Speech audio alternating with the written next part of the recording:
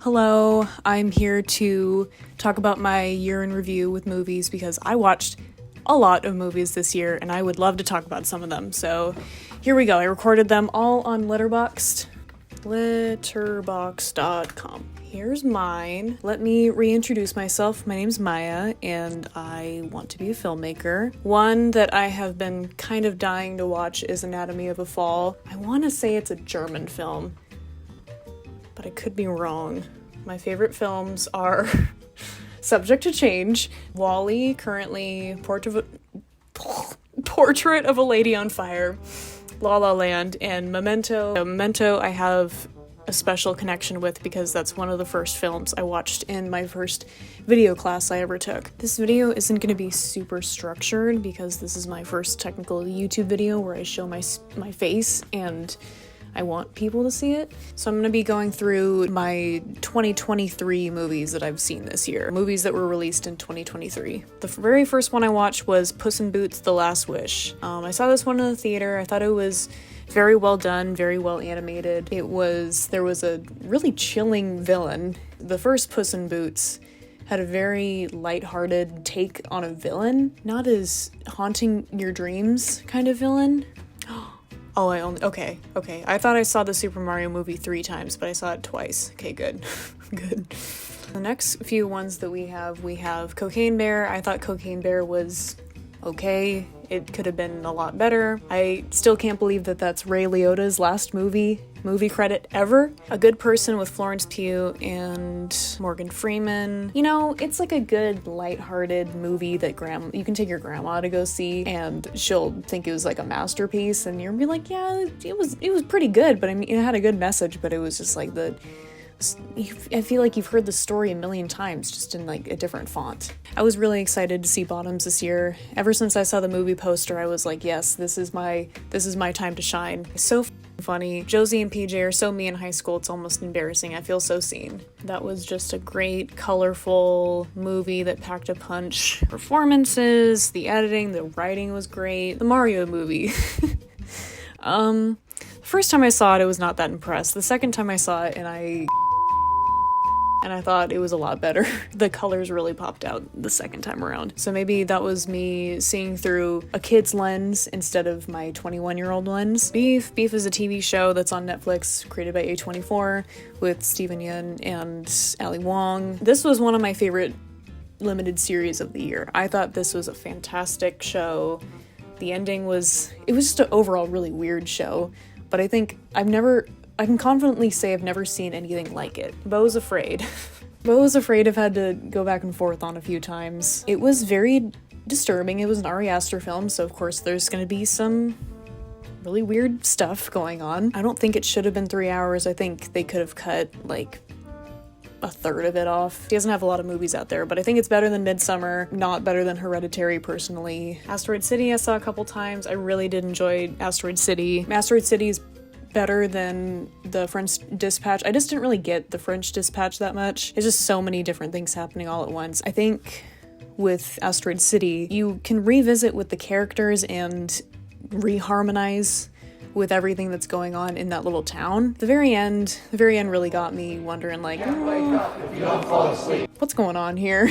I would say Across the Spiderverse is my favorite movie of the year. I really, really loved it. I watched it in theaters and I watched it on Netflix when it came out, and it's just so amazing. Like, I think I felt what a lot of people felt with the first movie. I feel like at first some people had mixed reviews about the first movie, and then they started to come around, and I hope that people start to come around for this one because, again, yeah, it did very much lead into the last one, but you gotta give it some credit for just being so well-rounded, and you really saw the relationship that they tried to build with Miles and his dad. Even his mom. They were so much more present, I feel like, in this movie than the last one. And Gwen, oh my gosh, talk about a character, like a compelling character story. I was really, really fascinated by her story. It's not his story, it's her story. Anyways, let's move on. Mission Impossible. Dead Reckoning Part 1. As a Mission Impossible head as of a few years ago, I really was disappointed by this movie. I wrote a lot. Let's see, try and give you the Spark Notes version. I'm not going to give this movie a definite worst Mission Impossible status, because I haven't seen all of them, but this installment of Ethan Hunt and the gang was predictable and disappointing to a degree. There were parts of the movie where they gave leg room for the audience to laugh or have some reaction that fell totally flat. That is true. There were plenty of parts. I think there was one guy in the very back of the theater that just went, ha, every once in a while. As I've had that guy in multiple screenings of movies this year, and it's been kind of annoying.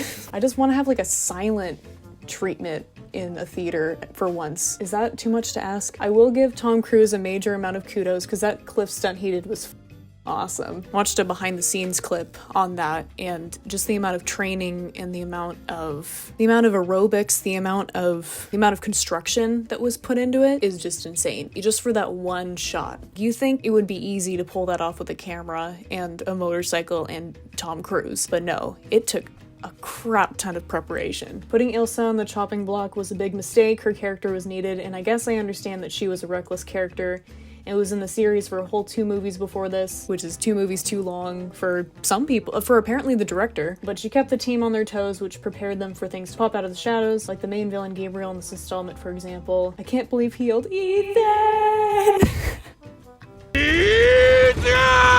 I laughed so hard. I saw it with a friend and my mom, and all 3 of us just audibly laughed. Yeah, you know, it could have gone so much better. I saw a lot of praise for this movie by film people that I look up to. I just don't get it. I need more explanation on your thought process with that movie. Barbie, the one that we've been waiting for. I saw Barbie twice, both in the theater. That was fabulous. Definitely worth the rewatch since my head is pounding from the double feature. Yes, I did the whole Barbenheimer thing. We watched Oppenheimer first, and then we watched Barbie. That was the best case scenario, because after Oppenheimer we needed sort of a refresh. I didn't really talk about it in my reviews. I was just more like, wow, that's crazy. The first time I watched it, I was like, okay, I can really see where Nolan was going with this. Cillian Murphy had one of the greatest performances of the year, just from what I've seen. There's probably so many other actresses out there this year that did a much better job than he did in Oppenheimer, but the way that he portrayed the stress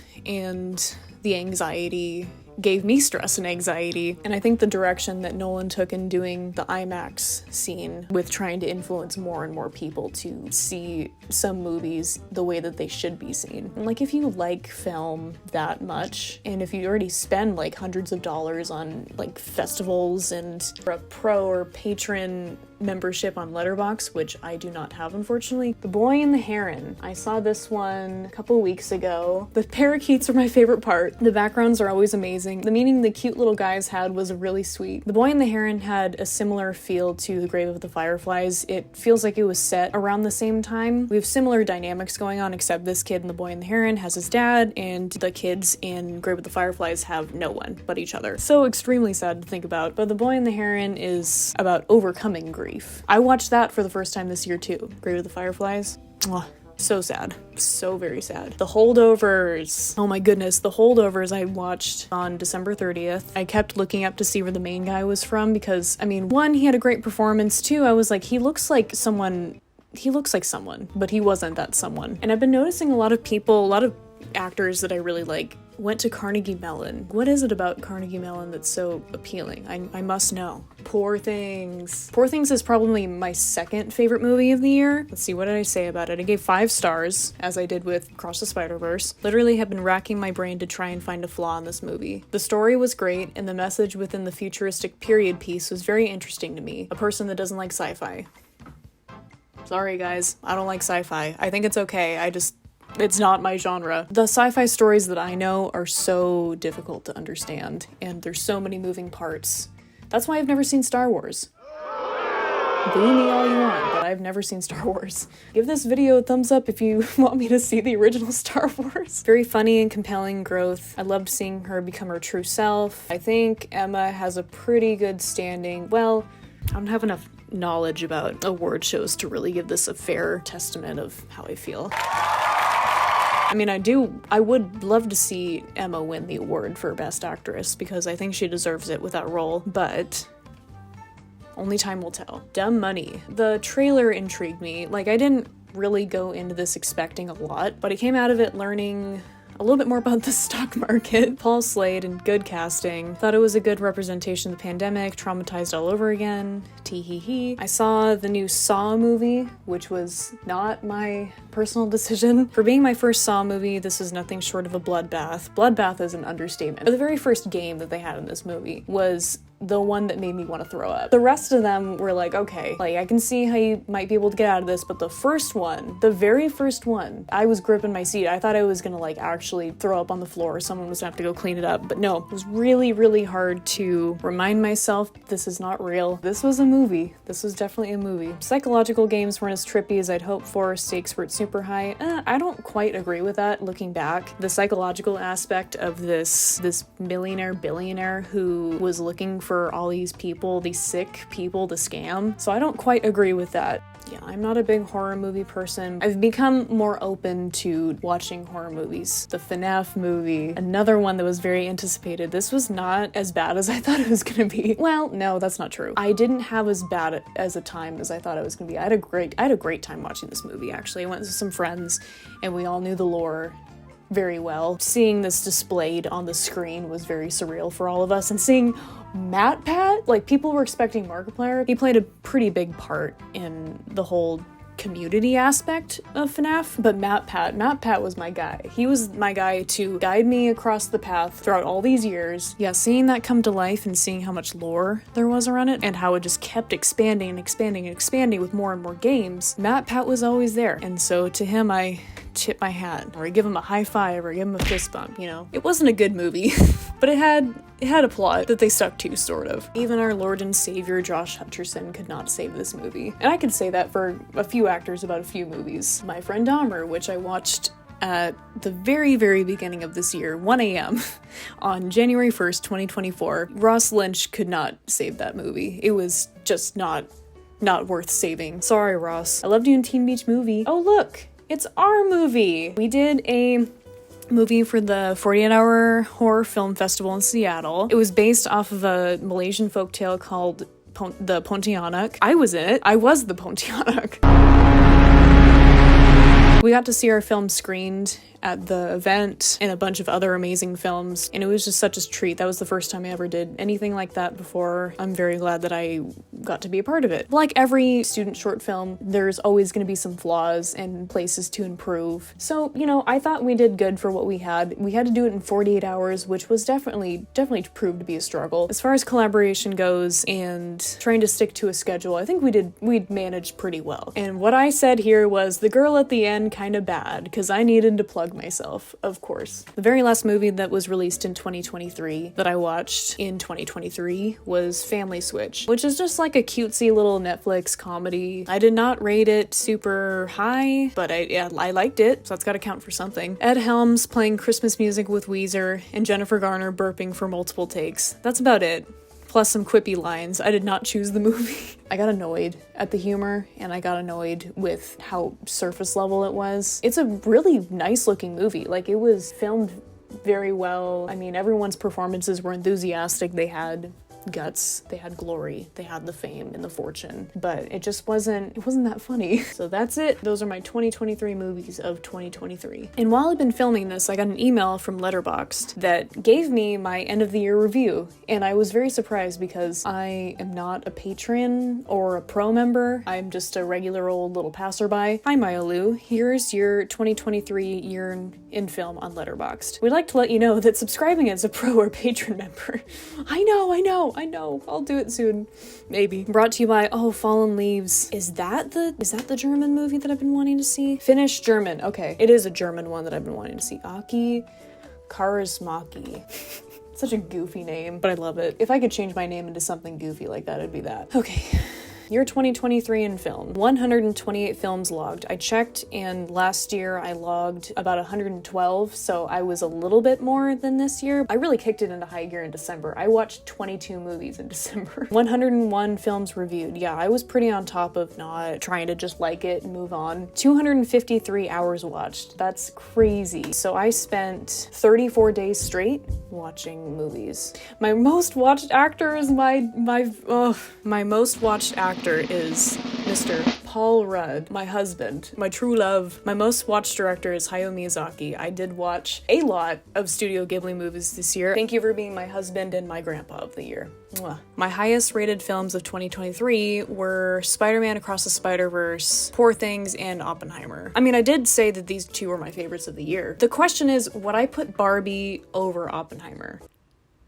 I mean, Barbie was a treat, and I really did enjoy it. I had so much fun watching it for the first time. I think Oppenheimer is a better movie. I really did enjoy Barbie, and I enjoyed the ending. Margot and I was about to say Pete Davidson. Margot and Ken. My first watch was Secret Life of Walter Mitty, which I've never watched before. I really enjoyed it. I thought the message on there was very sweet. It's a comfort movie, I would say. Would y'all agree? The Holdovers was my last watch. Yeah, I think that was a good movie to go out with a bang on it. Diary Milestones. Oh, Crouching Tiger, Hidden Dragon was my 50th movie watched. Interesting. I remember when I watched that, I was alone in my apartment. I had gotten Crouching Tiger, Hidden Dragon at the Goodwill for like $2, bunch of bonus features, hidden specials, that sort of thing. And I just wanted to watch it for my girl, Michelle Yeoh, because one of my favorite actresses. I thought it was a very well done movie for what it was and what it was meant to tell, but there was just some parts of it that I couldn't get past. The flying, it was a really big part of the story too. I really tried really hard to not laugh, but they even said it was a big deal for one of those action movies to have a tragic ending. It left me shook. Mulholland Drive, I took way too long to watch. I gotta be honest, it was kind of a snoozer. The first, I would say like 20 minutes, maybe half an hour. Then the twist started coming into effect. Let's try and debunk this. And then all of a sudden they're like, I'm in love with you. And I'm like, what? I did not see this coming. Then they started to figure out more about themselves and tie pieces together. And then the second part of the movie comes around and then I'm like, whoa. And that was my 100th movie. So, you know, God works in mysterious ways. Most watched theme, quirky and endearing relationships. So like dramedy. Yeah, that makes sense. I really do love me a good dramedy. Most watched Nano genre, witty, silly, and sexual. The first two go together, and then the last one is just a total curveball. Okay, well that just about wraps it up. Alrighty, well that's all I have in store for today. Thank you so much for checking this out. If you have, make sure to click the like button, click the subscribe if you ever so choose. Let me know in the comments if you want to see more of this or more of my stuff that I posted in the past. If you guys start supporting me, then I might have the money to get a pro or patron account. Make this so much easier to manage and bring forth this content to you. But yeah, again, thank you for watching and hope to see you sometime soon. Bye.